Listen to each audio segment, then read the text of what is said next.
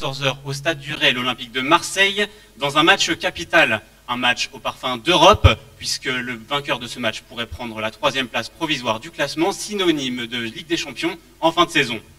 Bonjour à toutes et à tous, bienvenue sur EDJ Télé. Pour tenter de décrypter les enjeux de ce match, je suis accompagné aujourd'hui de mes deux consultants, Julien Chenet et Christophe Pénoignon. Bonjour messieurs. Bonjour Nicolas. Bonjour à tous. Enfin, autour de cette table, j'ai le plaisir de recevoir un confrère, journaliste notamment à l'équipe 21 et à RTL, Mickaël Lefebvre. Bonjour Mickaël. Bonjour Nicolas. Alors, sans plus tarder, on commence tout de suite avec vous, Christophe. Quels sont les enjeux de ce match? Alors Nicolas, les enjeux sont relativement simples à appréhender. L'OGC Nice est 5e de Ligue 1 avec 48 points. L'Olympique de Marseille est 3e avec 51 points. En cas de victoire niçoise, les joueurs de Claude Puel reviendront donc à hauteur des Marseillais au classement. Mais grâce à une différence de buts favorable, le gym passerait devant Marseille au terme de cette 30e journée de championnat. Seulement pas sûr toutefois de se retrouver sur le podium de Ligue 1 en cas de victoire, puisque l'AS Saint-Etienne, l'actuel 4e, joue aujourd'hui à 17 h à 3, 19e du classement, et qui a donc toutes les chances de s'incliner face aux Verts. On le sait, seules les 3 premières places sont synonymes de qualification en Ligue des Champions. Ce qui serait fabuleux pour Nice dans son nouveau stade la saison prochaine. Mais même derrière Saint-Etienne, le fait d'être devant Marseille au classement a une valeur toute symbolique pour les Niçois, qui ont toujours vécu dans l'ombre de leurs prestigieux voisins. Alors l'OGC Nice, il ne faut pas l'oublier, reste cependant sur une piètre performance à Nancy, une défaite 1-0. Et Marseille reste sur un match guère plus convaincant contre Ajaccio à domicile, 0-0. Dans cette course à l'Europe, il restera 7 matchs à jouer pour les deux équipes après ce choc, avec 3 rendez-vous assez importants pour les deux équipes. Nice retrouvera le Paris Saint-Germain, Rennes et l'Olympique Lyonnais, quand Marseille retrouvera Lille, Saint-Etienne et Bordeaux. Donc oui, ce match est important dans la course à l'Europe, mais il restera quand même des occasions de se rattraper pour les deux équipes en cas de défaite. Merci Christophe. Et effectivement, ce match est un peu capital, parce qu'on se rend compte qu'un match avec un enjeu européen entre Marseillais et Niçois, on n'avait pas vu ça depuis bien longtemps. Et oui, puisqu'il faut remonter à la saison 85-86, soit 27 ans, Nicolas, pour voir l'OGC Nice terminer devant l'Olympique de Marseille en championnat. Nice avait fini à la 8e place quand Marseille avait terminé à la 12e. Nice régnait même sur la région PACA cette année-là, puisque l'AS Monaco, le voisin, avait terminé à la 9e place. Merci. Alors je vous propose tout de suite d'aller voir Didier Digard qui s'exprime sur ce match. Ce qui est important, c'est de relever la tête après le non-match à Nancy. On a une chance, ça tombe voilà, sur une grosse équipe, sur un stade à guichet fermé, sur un derby, donc il n'y a pas mieux pour essayer de relever la tête. Comme le dit Didier Digard, c'est l'occasion pour Nice de relever la tête après la contre-performance face à Nancy. On sait qu'après une trêve internationale, Mickaël, c'est toujours compliqué pour les équipes de se remettre en route.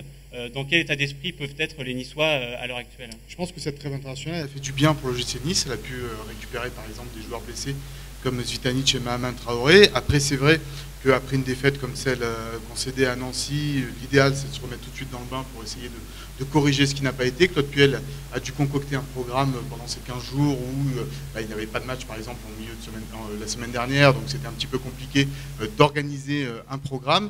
Mais c'est vrai que ce match contre l'Olympique de Marseille, il arrive à un moment où l'OGC Nice récupère ses forces vives, ou en tous les cas est en train de récupérer ses forces vives pour le sprint final. Donc c'est vrai que ça fait une affiche très très intéressante à ce niveau-là, face à une équipe de l'OM qui joue bien à l'extérieur, Nice qui joue bien à domicile. Je pense qu'il va y avoir du spectacle demain. Et bien justement, vous me dites que Nice joue bien à domicile. On voit dans les statistiques que Nice n'a plus perdu à domicile depuis 3 matchs et que l'OM, de son côté, n'a plus gagné à l'extérieur depuis 5 matchs. Alors, qui part favori dans cet affrontement, Julien? On l'a dit, donc Nice à domicile, c'est du solide, comme Marseille à l'extérieur. Nice à domicile, c'est seulement 2 défaites en 15 matchs. C'est la 3e équipe à domicile, donc au Stade du Ray, c'est du très solide. En même temps, Marseille à l'extérieur, c'est la 2e équipe la plus performante. Donc je pense que les débats vont être très équilibrés. Mais c'est vrai qu'avec le retour des forces vives comme Zvitanic ou même Mahaman Traoré, ça sera un match très équilibré demain au Ray. Et il y a une statistique aussi qui est intéressante, c'est qu'à chaque fois que Marseille, cette saison à l'extérieur, a encaissé le premier but, c'est arrivé 5 fois et ça a fait 5 défaites. Donc on peut présager que pour Nice, ça va être très important de marquer ce premier but, Mickaël. Ce sont des statistiques qui ne veulent absolument rien dire. C'est vrai que vous pouvez dire tout ce que vous voulez au stade.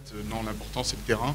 L'important c'est comment l'OGC Nice va rentrer dans le match plus que si elle va marquer un but ou pas, comment l'Olympique de Marseille va également aborder ce match sans les supporters. J'imagine qu'on va le rappeler tout à l'heure, mais sans ces supporters, c'est un phénomène important aussi pour les Marseillais. Le stade du Rail va être plein, à guichet fermé peut-être, parce que des places ont été remises en vente du coup. L'importance du premier but, oui, dans un match on pourrait dire ça pour tous les matchs de football finalement. L'équipe qui marque le premier but a plus de chances de l'emporter, certes. Mais dans un derby comme ça, dans un derby entre deux équipes qui sont 3 et 5e, je pense que même à 1-0, le match sera pas fini. Je vais juste me permettre de contredire mais je t'en prie. Sur ce point, puisque comme Nice marque beaucoup de buts à domicile, 28 depuis le début de la saison, et que Marseille a marqué 15 buts à l'extérieur, donc soit moitié moins, et bien la statistique dit que Nice a 2 fois plus de chances de marquer le premier but, et donc, vous l'avez dit Nicolas, 2 fois plus de chances de gagner le match. Mais si le football se faisait par des statistiques, on serait tous millionnaires au loto-foot. Exactement, et donc on va sortir un petit peu des statistiques et on va aller écouter Claude Puel, l'entraîneur de l'OGC Nice, qui s'exprime justement sur ce match. On rentre, je dirais, dans les derniers matchs où l'expérience, la maturité sont essentielles dans ce genre de sprint final. Mais bon, c'est comme ça. C'est vrai que j'ai dit qu'on n'était pas à même pour le moment de pouvoir prétendre à jouer ces rôles-là et les premiers rôles, parce qu'il nous manque quelque chose, et notamment sur le plan psychologique, parce qu'on est en découverte. Alors, Michael, Claude Puel parle d'expérience et de maturité. Est-ce que c'est quelque chose qui peut faire défaut aux Niçois dans cet affrontement face à des Marseillais où on sait qu'il y a beaucoup de joueurs internationaux, il y a une plus grande maturité, comme il le dit? Exactement, il y a plus d'expérience dans cette équipe de l'Olympique de Marseille, plus de joueurs qui jouent dans les équipes nationales. C'est vrai que sur le papier, Marseille est favori de cette rencontre, même si l'OGC Nice joue à domicile. Pourquoi? Parce que quand on parlait tout à l'heure de Zvitanic qui revient, mais il n'est pas sûr qu'il soit titulaire par exemple, parce qu'il manque de compétition, parce que les jeunes joueurs comme Mopé et Posetti n'ont pas encore l'habitude de ce match et de ces grands rendez-vous. Les joueurs de l'Olympique de Marseille, oui, ont l'habitude de ces matchs. Donc c'est vrai que Claude Puel a raison quand il dit oui, cette équipe manque de maturité et d'expérience. On l'a vu à Saint-Etienne, on l'a vu face à Nancy, avec 2-3 saisons de plus en Ligue 1. Ce sont des matchs totalement abordables pour les Niçois normalement. Alors vous en parliez tout à l'heure, on va passer maintenant en dehors du terrain, donc on va parler des supporters. Alors ça a été révélé hier, donc il y a eu un arrêté ministériel qui a été pris pour interdire les supporters marseillais de se déplacer à Nice. Alors hier, ça a été un peu l'imbroglio général. Marseille annonçait qu'il allait faire venir ses supporters. De son côté, Nice avait déjà mis en vente les places pour ce match qui était prévu pour les supporters marseillais. Julien, cet imbroglio général, c'est quand même un peu bizarre et un peu lourd à porter autour de ce match. Oui, bien sûr, parce qu'on s'attendait à une belle rencontre, à une belle fête autour de ce match. Ça fait longtemps, comme Christophe l'a dit, que c'était pas un duel en haut du classement. Voilà, ça vient un peu gâcher la fête, mais il faut se rappeler qu'aussi au match aller, Nice n'avait pas pu emmener ses supporters au stade de l'Odrome. Allez, on va enchaîner parce que le temps passe vite. Donc tout de suite, on va aller avec la chronique de Julien, qui va nous parler d'un revenant, Dario Zvitanic, le meilleur buteur niçois. Julien, c'est à toi. Et oui, Nicolas, c'est la bonne nouvelle côté niçois. Après 2 mois d'absence, Dario Zvitanic refoulera enfin les pelouses du Ré dimanche. Un retour de poids pour le l'OGC Nice. Recruté l'été dernier, l'Argentin de 28 ans s'était vite imposé comme la révélation de Ligue 1 cette saison. Son efficacité et son adresse devant le but ont fait de lui l'attaquant vedette du gym. Avec 12 buts en 20 matchs, il est de loin le meilleur buteur du club. Blessé au ischio-jambier à Brest le 2 février, l'Argentin n'en finissait plus de repousser son retour. D'abord une rechute à l'entraînement avant la réception de Reims le 22 février. Ensuite, il était bien sûr pressenti pour le déplacement à Nice, mais le staff avait préféré le laisser au repos, car le terrain synthétique du club lorrain n'inspirait guère confiance. Alors, la trêve internationale a pu permettre à Dario Zvitanic de se remettre en route progressivement. Il sera dans le groupe demain face à Marseille, mais sa titularisation reste encore incertaine. Écoutez ce que disait justement Claude Puel hier au sujet de son attaquant lors de la conférence de presse. Ne pas attendre de Dario le sauveur ou le match ou une rentrée étincelante, parce qu'encore une fois, quand un joueur ne joue pas depuis 2 mois, il faut du rythme, même si c'est bien entraîné. Voilà, et c'est valable pour lui comme pour les autres. Mais comme je dis, c'est important pour le groupe de petit à petit de retrouver toutes les forces vives de l'effectif. Oui, car avec Super Dario, comme on le surnomme dans cette équipe, l'équipe azuréenne retrouve à coup sûr son arme fatale.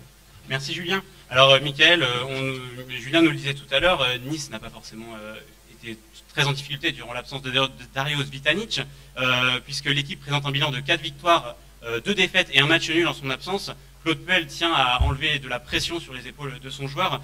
Est-ce que l'absence de l'Argentin a été si préjudiciable que ça à l'OGC Nice? Et qu'est-ce qu'on peut en attendre dans l'immédiat de ce joueur?